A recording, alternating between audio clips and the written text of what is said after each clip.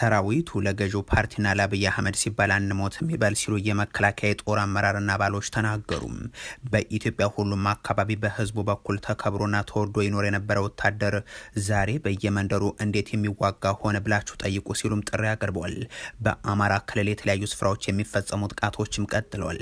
ከሰሞኑ የመከላከያ ሰራዊቱም ይሁን የፋኖ ኃይሎች ጠንካራ ውጊያዎችን እያከናወኑ እንደሆነ ከገለጹባቸው የአማራ ክልል አካባቢዎች መካከል በጎጃም ቀጠና ጃዊ የነበረው በቀዳሚነት የሚጠቀስ ነው። በዚህ ቀጠና የፋኖ ኃይሎች ከማረኳቸው የመከላከያ አዛዦችና አባላት መካከል አንዱ የሆኑትና በሰራዊቱ ለ28 ዓመታት ያገለገሉት የ95ኛ ክፍለ ጦር የ3ኛ ሬጅመንት አዛዥ ሻምበል ጌትነት ፈቃዱ ተጠቃሽ ይሆናሉ። እኒህ የመከላከያ ምርኮኛ አመራር መንግስት አለ ብሎ መናገር አይቻልም። ከሁሉም ህዝብ ማለትም ከአማራው፣ ከኦሮሞ፣ ከትግራይ ጋር እንዴት መከላከያው እንዲዋጋ ይደረጋል? የመከላከያ አባላት ድሮ በህዝቡ ተከበሩ ነበር። በጥቂት ዓመታት ልዩነት ውስጥ ዛሬስ ለምን ብላችሁ ጠይቁ ሲሉም ይጠይቃሉ።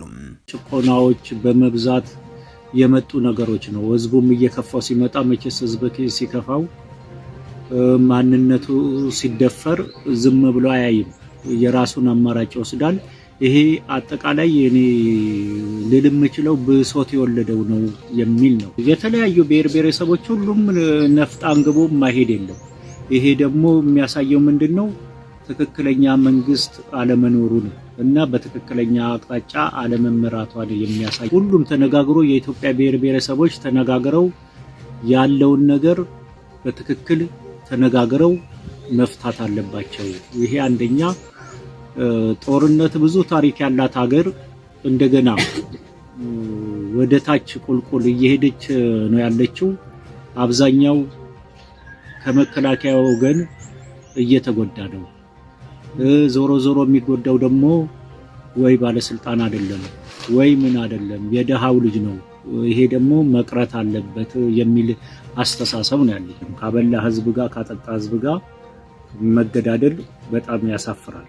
ይሄ ነገር በዚህ መቀጠል የለበትም። መከላከያ ሰራዊቱም እንትኑን መምረጥ አለበት። በቃ ከእንግዲህ በኋላ በቃ ብሎ መነሳት አለበት። ለማን ነው የምቆስለው? ለማን ነው የምደማው? ደምቼ ምን አገኘው የሚለውን ነገር ራሱ አገናዝቦ በቃ የራሱን ጥያቄ ጠይቆ አማራጭ መውሰድ አለበት የሚል ሐሳብ አለ።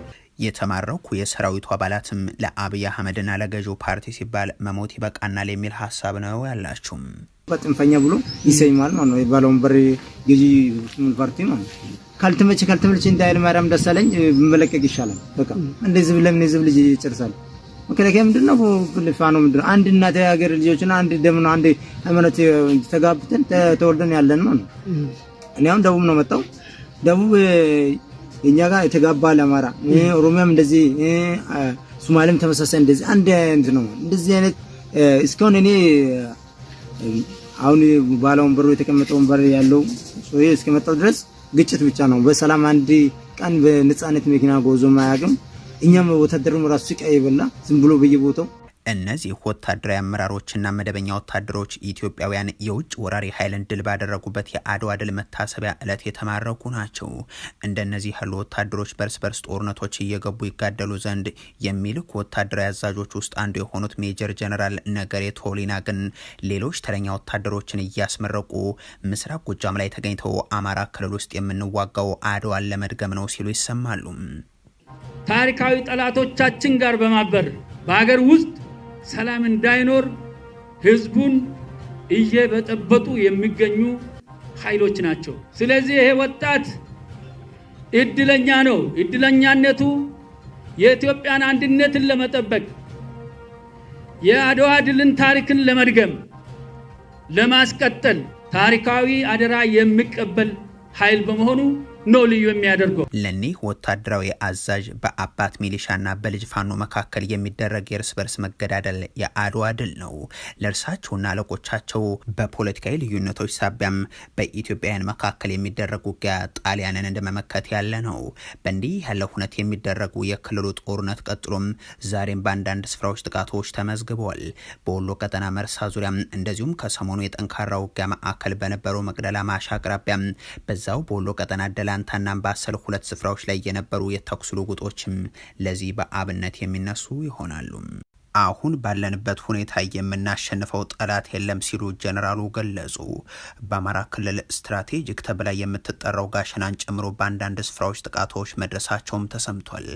የ4 ኪሎ አገዛዝ ያልተቋረጠ ዘመቻም ማንም አያሸንፈንም የሚል ዛቻ መሆኑ ከሰሞኑ በተደጋጋሚ የታየ ነው። ኢትዮጵያውያን ደግሞ አንበረክካቸዋለሁ እያለ የሚወጋቸውን ሳይሆን መሰረታዊ ጥያቄዎቻቸውን የሚመልስላቸውን ስርዓት እየጠበቁ ቀጥሏል። ሺህ ዓመት ብትዋጉንም አታሸንፉንም፣ በ3 ክላሽ የትም አትደርሱም፣ ሸለቆ ለሸለቆ አባይ የትም አትደርሱም እያሉ የሀገሪቱን ዜጋ ሰቆቃ የሚክዱ ከዛም ሁሉም ሰላምና ሚራክል ነው የሚሉ ያገዛዙ ባለስልጣናት ያሉትን ያክል ሰላምን ማረጋገጥ እንዳልተቻለ የሚያብራሩ ሹማምንትም ግን አሉ። ከዚህ በፊት ከዘመነ መሳፍንትን በባሰ ሁኔታ ውስጥ የሚገኝ ክልልን መምራት እንደሚያሸማቅቃቸው ሬሳ የቆጠሩ መዋልም እንደሚያስጨንቃቸው ተናግረው የሚያውቁት አቶ አረጋ ከበደም ከሰሞኑም ሰላምን ማስፈን እንዳልተቻለ ሲናገሩ መደመጣቸውን መዘገባችን የሚታወስ ነው። በክልላችን ውስጥ የፖለቲካ ልዩነትን ወይም የጥቅም ልዩነትን በህብረትና በትጥቅ አማራጭ ለመፍታት የወሰኑ አካላት በመኖራቸው ምክንያት በክልላችን ውስጥ ዘላቂ ያለው ሰላም ማረጋገጥ ተስኖን እንገኛለን። ከኒህ አመራር ባሻገር አንዳንድ ወታደራዊ አዛዦችም አሁን ባለንበት ሁኔታ የምናሸንፈው ጠላት የለም ሲሉ ተናግሯል። አሁን በከፍተኛ ክፍፍል ውስጥ ነን የሚሉት ጀነራል ደርቤ መኩሪያም በዚህ ክፍፍል ውስጥ ሆነን ደግሞ የምናሸንፈው ጠላት የምናሻገረው ህዝብም የለም ሲሉ ነው የተሰሙት። ጠላቶቻችንን ማሸነፍ የምንችለው ውስጣችን አንድ ሲሆን ነው። እንዲያገር በዚህ ደረጃ ተከፋፍለን በዚህ ደረጃ እርስ በርስ እየተጠፋፋን የምናሻገረው ህዝብ የለም፣ የምናሻገረው ምናለማው የምናሸንፈው ጠላትም የለም ማለት። በርግጥ ባለፉት ዓመታት በሀገሪቱ ህዝብ በየተራም እንደ ጠላት እየተፈረጀ የተከፈተበት ጦርነት ልዩነቶችን እያሰፋ ሄዶ በመሰረታዊ የሀገሪቱ ጥቅሞች ላይ ሳይቀር መከፋፈልን የፈጠረ መሆኑ የሚታወቅ ነው። የዚህ አገዛዝ ተረኛ የጦርነት አውድማ በሆነው የአማራ ክልልም በተለያዩ አካባቢዎች የሚደረጉ የተኩስ ልውጦችና ጥቃቶችም ቀጥሏል። በምዕራብ ጎንደር ቋራ ቀጠና በሙር ተብሎ በሚጠራው አካባቢም ከትናንት በስቲያ የመንግስት ኃይሎች ላይ የፋኖ ታጣቂዎች ጥቃት አድርሰው ጉዳትን ማስከተላቸው የሚታወስ ነው። በዚህ አካባቢ አሁን ደግሞ የአየር ቅኝቶች ጭምር መመዝገባቸውን የታወቀው በሰሜን ወሎ ዞን ጋሸና አካባቢን ጨምሮም በዚሁ ቅርብ ርቀት አርቢት ተብሎ በሚጠራ ስፍራም የፋኖ ኃይሎች በክልሉ የጸጥታ ኃይሎች ላይ ጥቃት ማድረሳቸው ተሰምቷል። በምስራቅ ጎጃም ደብረ ማርቆስ አቅራቢያም የጁቤ መውጫ ተብሎ በሚጠራ ስፍራም በጉዞ ላይ በነበሩ የመንግስት ኃይሎች ላይ የቦምብ ጥቃት ተፈጽሞ በቁጥር በውል ያልታወቁ ኢትዮጵያ ያለ ጉዳት መዳረጋቸው ነው የተሰማው።